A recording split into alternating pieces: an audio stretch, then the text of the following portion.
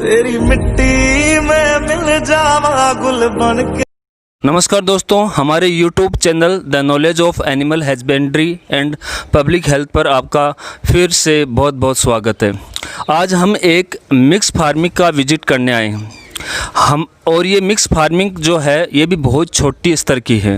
अब छोटे स्तर का जो बिजनेस है वो आपको दिखाने का हमारा एक ख़ास मकसद है, जो कल वाली वीडियो में भी बताया था कि हमारे देश के अधिकतर लोग जो है विदेशों में मज़दूरी करने के लिए जाते हैं और बहुत लंबे समय तक उनको विदेशों में रहना पड़ता है। ये बात मैंने आपको पिछले वीडियो में भी बताया था।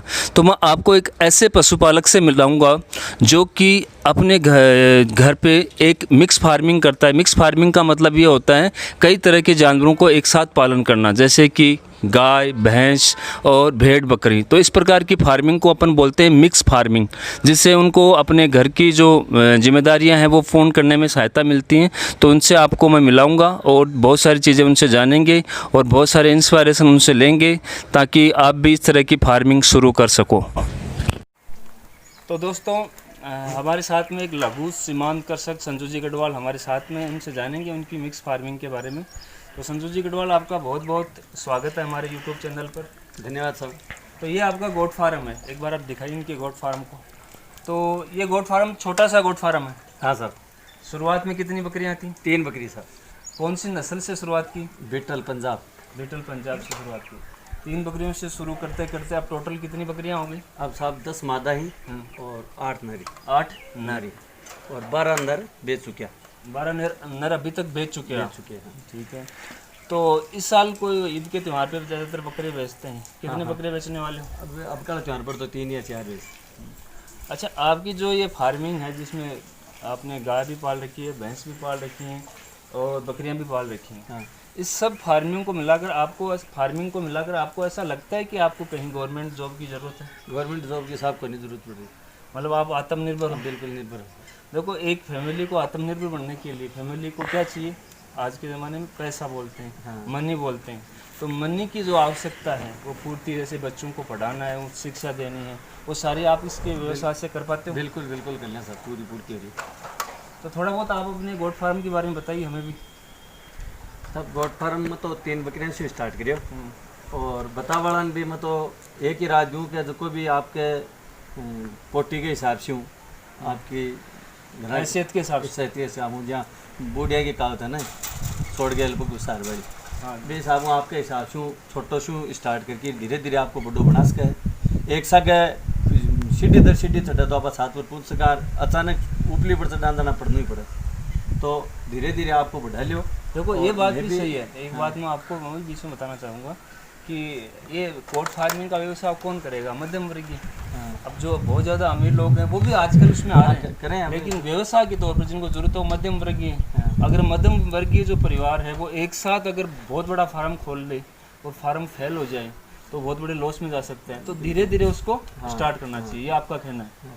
धीरे धीरे स्टार्ट करें, विश्व नुकसान को नहीं है और विश्व की चीज़ बिका जगह फायदा हुए बस आपको आगे आगे बढ़ाते जाओ।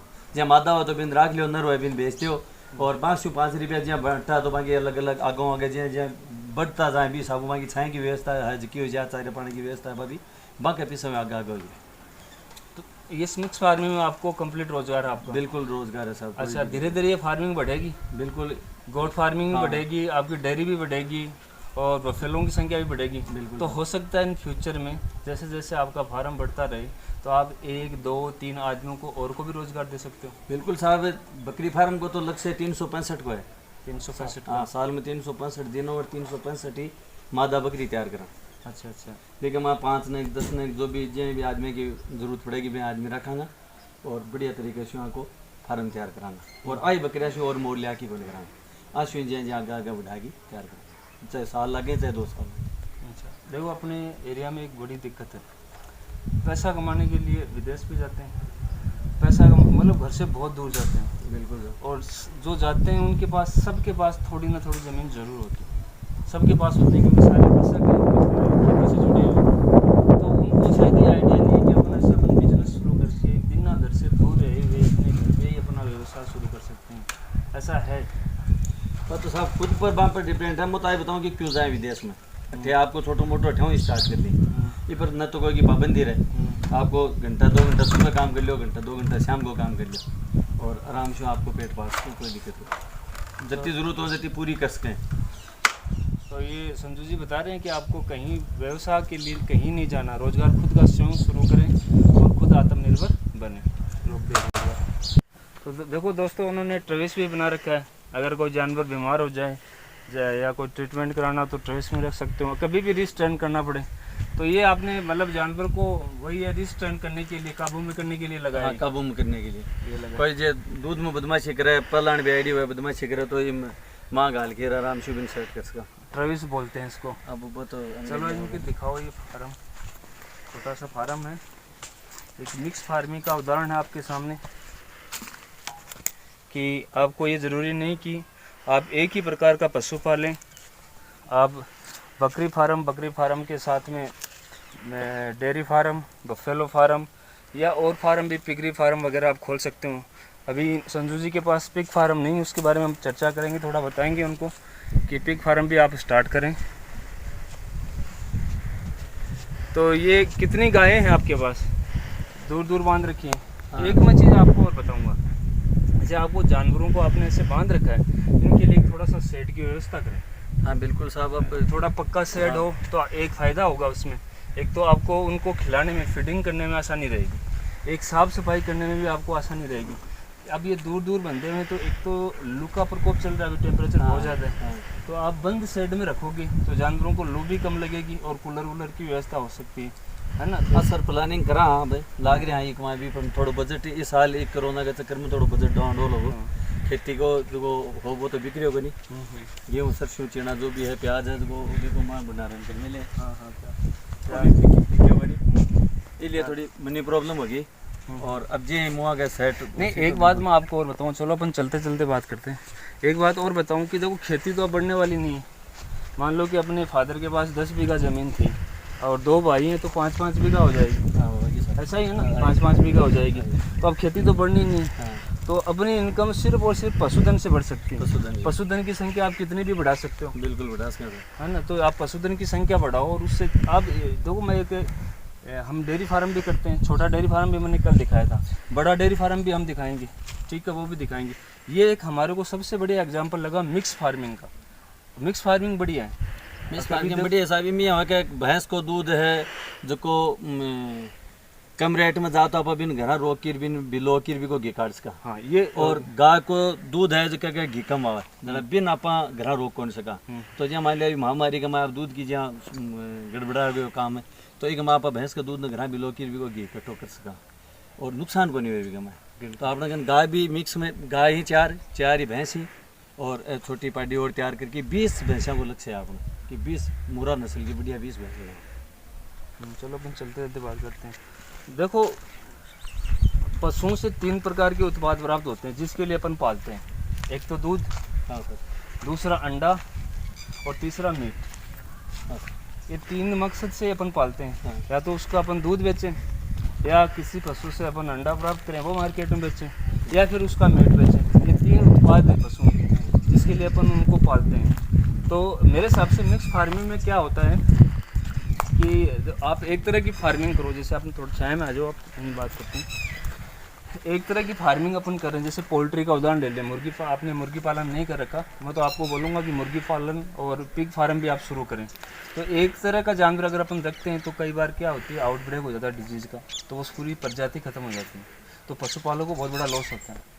और मिक्स फार्मिंग में क्या होता है, कभी आप कौन से जानवर को बेच दिया, जैसे आपका डेयरी का चल रहा है तो दूध का पैसा डेयरी से 10वें दिन आ जाता है, बिल्कुल सही है, ठीक है, फिर इतने में गोट तैयार हो जाती हैं, उनका हो जाता है। ऐसे अगर आप थोड़ा मोटा पोल्ट्री फार्म खोलो तो उससे भी अर्निंग शुरू हो जाती है, पिग फार्म खोलो तो उसकी भी अर्निंग शुरू हो जाती है। तो मेरे हिसाब से आप वाला जो मिक्स फार्मिंग है ये सबसे बढ़िया उदाहरण है इंडिविजुअल फार्मिंग से। जैसे ज़्यादातर लोग क्या करते हैं, ये तो डेयरी फार्म गाय रखते हैं या फिर भैंस रखते हैं, ठीक है, या फिर गोट फार्म भी अकेला खोल के रखते हैं। तो अगर लघु सीमांत कर सके, वो उतनी व्यवस्था नहीं कर सके, तो अपना मिक्स फार्मिंग शुरू करे, बढ़िया। इसके बारे में आप क्या करना है आपका? बिल्कुल सर, मिक्स ही बढ़िया रहे। और मेरे कन तो भेड़ पालन भी है। अच्छा, भेड़ पालन भी आ गया? हाँ, वो पार्टनर में है, दूसरी जगह शिफ्ट करेगा। तो ये तो आपको तो कंप्लीट मिक्स फार्मिंग हो गया। हाँ बिल्कुल सर। हाँ, तो बहुत बढ़िया ये। चलो तो अब मैं आपको थोड़ा बहुत एज ए वेटनरी डॉक्टर मैं आपको कुछ आपकी जो मिक्स फार्मिंग देखी है उसमें मैं कुछ ऐड करना चाहूँगा, आपको कुछ बताना चाहूँगा। बताओ। एक तो मैं हर डेयरी फार्म वालों को बताता हूँ मिक्स बैलेंस डाइट कि संतुलित आहार दें। संतुलित आहार के अंदर क्या होता है कि आप कोई भी खाना खाते हो, अपन भी खाते हैं, उस खाने के अंदर कार्बोहाइड्रेट, प्रोटीन, वसा, विटामिन, मिनरल्स एक संतुलित मात्रा में होनी चाहिए। तो अगर आपको ये खाने की पूर्ति से नहीं हो रही तो आप फिर सप्लीमेंट दे सकते हो। एक मैं ये बताता हूँ कि हाइजेनिक कंडीशन होती है। हाइजेनिक कंडीशन का मतलब होता है साफ़ सफाई। वो साफ़ सफाई भी आप बिल्कुल थोड़ा इस पर ध्यान दें। एक जो आपका ये डेयरी का मैंने देखा कि आपने जैसे पेड़ के आसपास बांध रखी है, इसके लिए आप एक पक्का शेड बनाएं। पक्का शेड बनाने से क्या होगा कि एक तो आपकी लेबर बचेगी, आपकी मेहनत जो है वो आपको कम करनी पड़ेगी, और आपको फीडिंग खाना डालने में भी आपको आसानी रहेगी, और भी आपको ना बहुत सारा जो है आपका जो मेहनत है वो बच जाएगा। इसमें मेरा कहना है कि इसमें आपको थोड़ा ध्यान रखना है। बिल्कुल सर, करेंगे। एक चीज़ और है, सरकार की बार बार स्कीम आती है, जैसे मैं बताता हूँ कि मुँह पक्का खुर पक्का की आती हैं, तो लोग टीका नहीं लगवाते। लोग क्या बोलते हैं, टीका लगा लेंगे तो दूध ख़त्म हो जाएगा, दूध कम हो जाएगा। लेकिन ऐसा गलत है। देखो, सेंट्रल गवर्नमेंट की स्कीम है। सेंट्रल गवर्नमेंट ये चाहती है कि जो मुँह पक्का खुर पक्का का जो वायरस, अभी कोरोना वायरस चल रहा है, वैसे भी ये भी एक वायरस है, ये वायरस अपने देश में से ख़त्म हो जाए। तो ये ख़त्म तभी होगा जब आप सभी जानवरों को टीका लगा दोगे।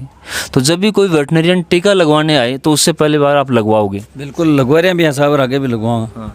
दूसरी प्रक्रिया एक सेंट्रल गवर्नमेंट की ओर चल रही है कि अपना आधार कार्ड है, अपनी पहचान है, ठीक है, ऐसे जानवरों के लिए कान में टैग लगाने की प्रक्रिया चालू कर रखी है।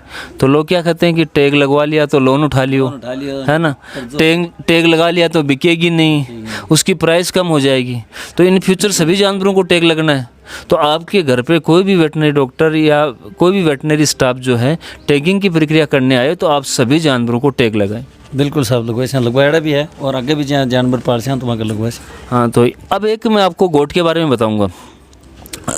गोट में वैसे तो बहुत सारी डिजीज़ हैं। गोट और जो सिप होती है उसमें मुख्य बीमारी होती है फिड़किया, जिसको बोलते हैं अपन, जिसको इंग्लिश में बोलते हैं एंटेरोटॉक्सेमिया। तो ये एक ऐसी बीमारी है जिसका इलाज नहीं है। जैसे अपने भी हो जाता है ना कि कैंसर हो गया, लास्ट स्टेज में है, अब इसको जाना ही है, ठीक है।